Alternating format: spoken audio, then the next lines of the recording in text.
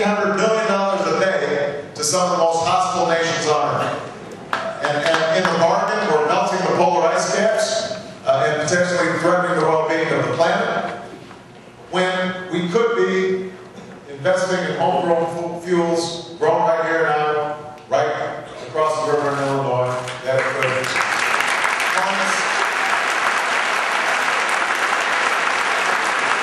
not only solve our environmental problems and our economic problems, but also our national security problems.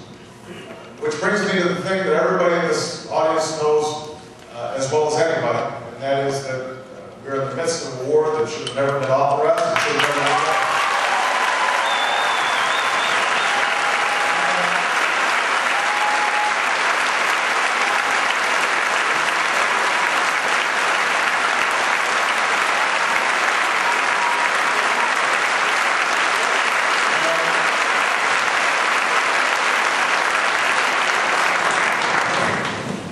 And think about it. We have spent $500 billion. We have lost almost 3,200 lives. Thousands more maimed, injured. Their lives never to be the same again. And for all this, we actually find ourselves less safe, less respected in the world, placed in a position in which we are not only unable to get ourselves out of this quagmire, but we actually have less leverage to deal with the very real threats that are still occurring in Afghanistan, and Al-Qaeda, and Iran. And there are real human consequences to this. You know, I was just visiting with a mother today whose son is in the National Guard, and whose tour was just extended for 4 months. We've got National Guard, 14,000 across the country who are going to be called up before they're ready, before they're fully trained, perhaps without the equipment that they need. When they come back, as everybody's been reading about at Walter Reed, they're not being treated properly. They're not getting the health care they need. They're not being properly budgeted. There's not enough provisions for post-traumatic stress disorder. All of us recognize that there are times where we have to go to war. There are times where our young men and women have to make sacrifices. But we have a solemn obligation, if we are going to go to war, that we're going to war based on sound intelligence, that we're going to war on the basis of a legitimate cause. We have a solemn obligation to send our young men and women over there with a strategy that has the possibility of success. And that when they come home, we're going to treat them with the respect and the honor that they deserve. And we have failed on those points. I have a very specific plan to begin getting combat troops out of Iraq starting on May 1st of this year, starting in a few months, and have all our combat troops out by March 31st of next year. And thanks to the support of many people in Iowa and Illinois across the country, we've already got 57 co-sponsors in the House. We've got bipartisan co-sponsors. There are a number of Republicans who've signed on. We've got sponsors in the Senate.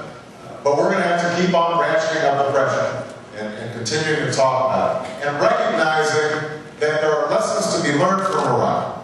That not only has this misconceived war cost us enormously, but it's a symptom of our failure to design a national security policy that matches the might of our military with the strength of our diplomacy and the power of our alliances. And also recognizes that the way we're going to win the war against terrorism is not just militarily, but also by promoting our ideals and our values.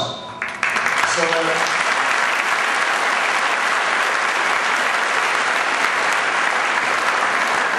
and all too often we've seen our ideals and our values undermined, our civil liberties undermined. Some of you have been reading reports about how the FBI has been using national security letters to read people's emails and listen to their phone conversations without going through proper procedures. That's not who we are as Americans.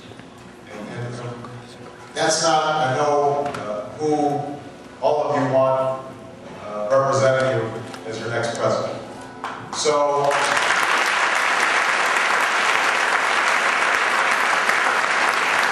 that's the answer to my daughter's question. What are we doing here? We are here because we've got a set of challenges that we can't solve. These challenges are solvable. We know that in the area of healthcare, if we put more money into prevention and the care of the chronically ill, and we apply medical technology, we can obtain enough savings to make sure that by the end of the next president's first term, by the end of my period, anywhere in the world. On energy, we know that if we expand the use of alternative fuels, that not only can we benefit environmentally and in terms of national security, but we can create jobs and opportunities right here in Iowa. So the problem is not that we don't have solutions. The problem is that our politics has been broken. The problem is that we've got a politics based on negative ads and calling people names and talking about who's up and who's down. And it's a petty, small, timid politics that focuses on our differences instead of what brings us together as a people. If we can change our politics, then we can change this country. And that's what this campaign is about. Changing our politics. And that's why you're here. So before I take questions, let me just make one final statement. I've been flattered by the unbelievable crowds that we've been attracting across the country. But, I'm under no illusion that it's just about me. It's not about me, it's about you. It's about your hopes and your dreams. We've got some very strong candidates in this Democratic field. And I respect them all. But each of us has strengths and each of us has weaknesses. I think that I can lead this country, but I can only lead this country because all of you decide you want to re-engage in the political process and make it your own. That you believe in democracy the way it's supposed to work, which is that it's accountable to people.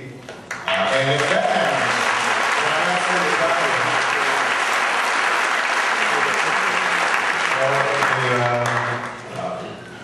then any given candidate, they get tired, they make mistakes, occasionally there's a gaffe. But when 1 million people, or 2 million people, or 10 million people, or 100 million people decide we're going to change, then the country changes. And that, I think, is what's going to happen in this election. I think all of you are going to make a decision that this country is going to change. And this town hall is the start to bringing about that change. So,